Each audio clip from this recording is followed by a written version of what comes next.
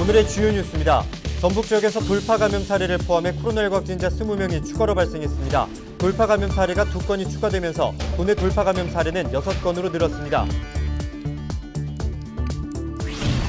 전주 교도소 직원이 코로나19에 감염된 가운데 법원 재판도 차질을 빚게 됐습니다. 전주지법은 예정된 구속 피고인 재판을 모두 연기했습니다. 전북 지역은 한낮 기온이 35도까지 올라가는데 무더운 날씨가 이어졌습니다. 전주와 정읍, 김제 등 8개 시군에는 폭염 경보가, 나머지 지역에는 폭염주의보가 각각 내려졌습니다. 지방자치단체마다 빠져나가는 인구를 막고 유입하는 데 갖가지 정책을 쏟아내고 있습니다. 관계 인구를 늘려야 한다는 견해가 대안으로 제시되고 있습니다.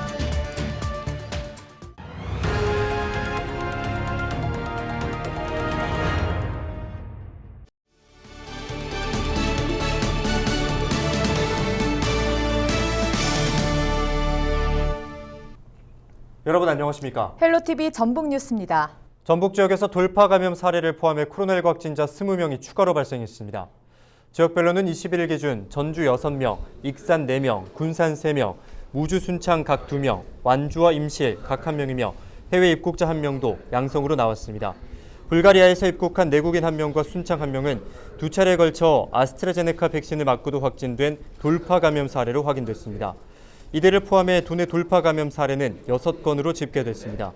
익산 KT 프로야구단 2군 집단 감염과 관련해서는 누적 확진자가 5명이 됐습니다. 전주교도소 직원이 코로나19에 감염된 가운데 법원 재판도 차질을 빚게 됐습니다. 전주교도소 직원 A씨는 코로나19 검체 검사를 받은 결과 21일 오전 확진 판정을 받았습니다.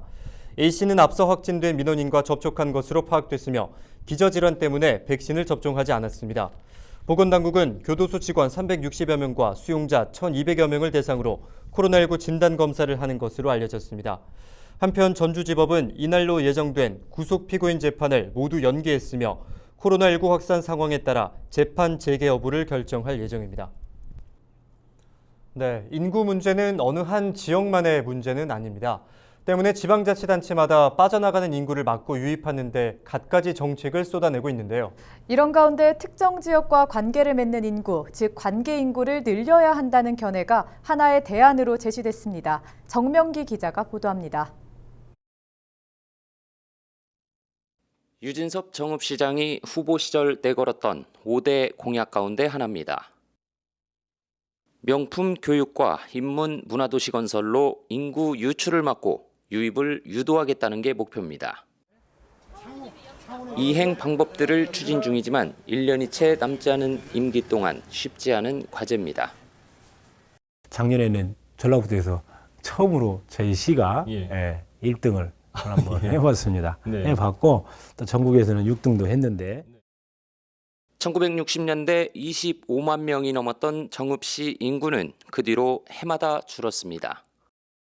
정주시와 정읍군이 합쳐진 지난 1995년 15만 명이 넘었던 인구는 지난달 기준으로 30% 가까이 감소해 10만 7천 선도 무너질 위기입니다. 지자체 간 경쟁적으로 누가 더 출산 장려금 등 돈을 많이 주냐는 치킨 게임식의 인구 늘리기, 인구 묶어주기, 정착률이 낮은 기록기존 사업 같은 약발이 다한 고식적 인구 정책에 내몰돼 있습니다. 하나의 대안으로 이른바 관계 인구를 확대하는 방안이 제시됐습니다. 고향을 떠난 향후나 관광객과 같이 지역과 관계하는 사람을 늘리고 친밀히 하자는 겁니다. 일본에서는 지방 살리기 전략의 하나로 국내 일부 지자체에서도 논의가 진행 중입니다. 논의되고 있는 고향 시민 카드가 방학 가족 캠프, 고향 사랑 기부의 정책 같은 입법의 검토와 연구 용역으로 집행부 정무실장에 맞는 정책을 발굴하고 애완동물본부가 중심이 된 인물사관에서 그 정책을 실행하도록 역할을 해야 합니다. 정읍시는 올해 들어 인구정책 수립을 위한 연구 용역을 진행 중입니다. 한국농촌경제연구원이 추산한 자료에 따르면 정읍지역 농촌 가옥 가운데 빈집은 10곳 가운데 1곳꼴로 나타났습니다. 전국 시군구 가운데 가장 높은 비율로 특단의 인구 대책이 시급해 보입니다. 헬로티비 뉴스 정명기입니다. 전북 지역은 한낮 기온이 35도까지 올라가는 등 무더운 날씨가 이어졌습니다. 전주기상지청은 21일 낮 최고 기온이 32에서 35도의 분포를 보였다고 밝혔습니다. 전주와 정읍, 김제 등 8개 시군에는 폭염경보가, 나머지 지역에는 폭염주의보가 각각 내려졌습니다. 기상지청 관계자는 올여름 들어 가장 무더운 날씨를 보이고 있다면서 한낮에는 바딜 등 외부 활동을 자제해달라고 말했습니다. 새만금 농생명용지 6공군의 국립 새만금 수목원 조성이 차질 없이 진행되고 있습니다. 새만금 수목원은 해안형 수목원으로 후박나무 7종 등 식물과 토양 변화 등을 사전 점검하고 있습니다. 국립 새만금 수목원은 산림청 주관으로 전북도와 김제시가 협력해 지난 6월 기본 설계가 완료된 상태입니다.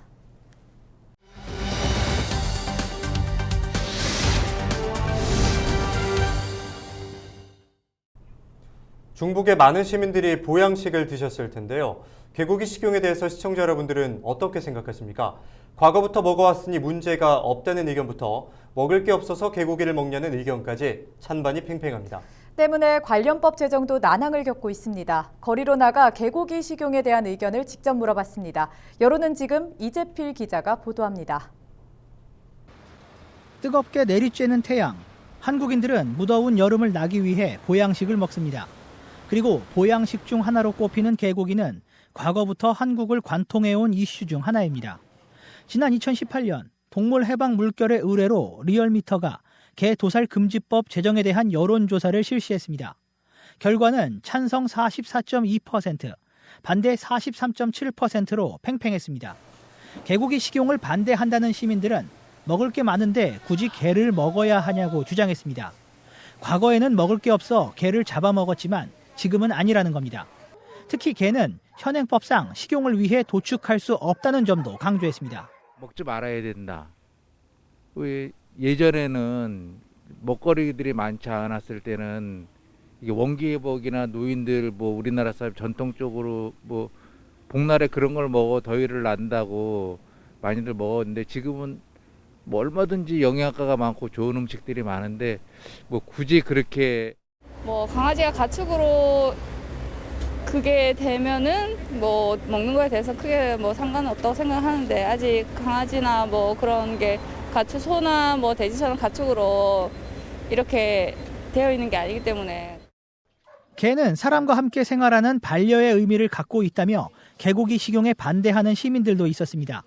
함께 살아가는 개를 어떻게 잡아먹을 수 있냐는 겁니다. 같이 이렇게 지내던 동물을 잡아먹는 것이 좀 껄끄러워서. 반려견 키우는 것도 많은데 그것도 먹는다고 생각하니까 좀 속도 별로 안 좋고. 동반자로서 기르고 있는데 그거를 식용으로 한다는 거는 이제는 좀 바뀌어야 되지 않나. 반대로 개고기 식용을 찬성한다는 시민들도 있습니다. 과거부터 이어져 온 보신 문화이기 때문에 문제될 것이 없다는 겁니다. 특히 식용으로 키워진 개는 소나 돼지처럼 가축과 다를 게 없다고 주장합니다. 여름에 노인네들 그 제일 복이다. 보신용 아니야 보신용 노인네들. 여름 땀 찔찔하려고 어차피 그럼 그건 다 보신해야지. 식용개는 소나 가축처럼 그 식용을 위해서 키운 거기 때문에 먹어도 된다고 생각합니다. 매년 반복되고 있는 개고기 식용 갈등. 여러분의 생각은 어떻습니까? 여론은 지금 이재필입니다.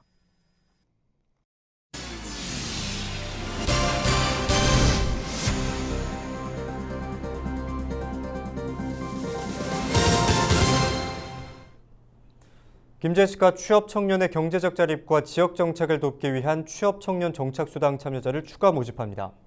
김제시는 최대 5년 동안 매달 30만 원씩 지원하는 사업 신청자 33명을 이달 20일부터 일주일 동안 모집한다고 밝혔습니다. 지원 대상은 지역 내 중소 중견기업 정규직으로 가구 중위소득 180% 이하로 완화했습니다. 김제시의 취업 청년 정착 수당을 통해 중소 중견기업에 취업한 청년에게 5년간 최대 1,800만 원을 지원합니다. 앞으로도 청년이 김제를 떠나지 않고 정착할 수 있도록 다양한 시책을 발굴 추진하도록 하겠습니다. 다른 지역 박물관에 보관돼 있던 고창 지역 유물 106점이 고창 고인돌 박물관으로 돌아옵니다. 고창군은 문화재청으로부터 고려시대 초기에 제작된 청자합과 청자잔탁 등 고창 유물 106점을 이건받았다고 밝혔습니다. 이는 고창 고인돌 박물관이 지난해 9월 국가귀속문화재 보관관리 위임기관으로 지정된 데 따른 것입니다. 그간 이 유물들은 매장문화재법에 따라 국립박물관 등에 귀속됐습니다. 고창에서 발굴되는 문화재를 우리 고창에서 소장하고 활용할 때 제 가치가 발휘가 됩니다. 그동안 고창에서 보존하지 못했던 문화재들을 앞으로 우리 고창에서 보존하고 활용하면서 그 가치를 더 빛을 발하도록 해나가겠습니다. 10대 청소년 5명이 또래 학생 1명을 집단 폭행했다는 내용의 고소장이 접수돼 경찰이 수사에 나섰습니다. 전북경찰청은 공동상해 혐의로 17살 A군 등 5명을 불구속 입건해 조사 중이라고 밝혔습니다. A군 등은 지난 11일 오후 6시쯤 전주시 완산구의 한 골목에서 17살 B군을 폭행한 혐의를 받고 있습니다. 이 폭행으로 B군은 뇌진탕 후유증과 불면장애 등을 호소하고 있습니다. A군 등은 인터넷 게임 중 B군과 사이가 틀어져 집단 폭행을 계획한 것으로 알려졌습니다. 분홍색 속옷 예뻐요. 공주님 수줍게 클리어. 한 초등학교 교사가 1학년 학생들에게 속옷 빨래 숙제를 내주고 남긴 댓글입니다. 아동학대 혐의로 재판에 넘겨진 교사에게 법원이 징역 1년과 집행유예 3년을 선고했는데요. 분별력 없어도 이렇게 없을 수가 있을까요? 그것도 다름 아닌 교사가 말이죠. 네, 더군다나 섹시 속옷 자기가 빨기라는 제목으로 아이들의 숙제 사진을 자신의 SNS에 올리기도 했다고 합니다. 정말 어처구니가 없습니다. 이상으로 뉴스 마칩니다. 함께해 주신 여러분 고맙습니다.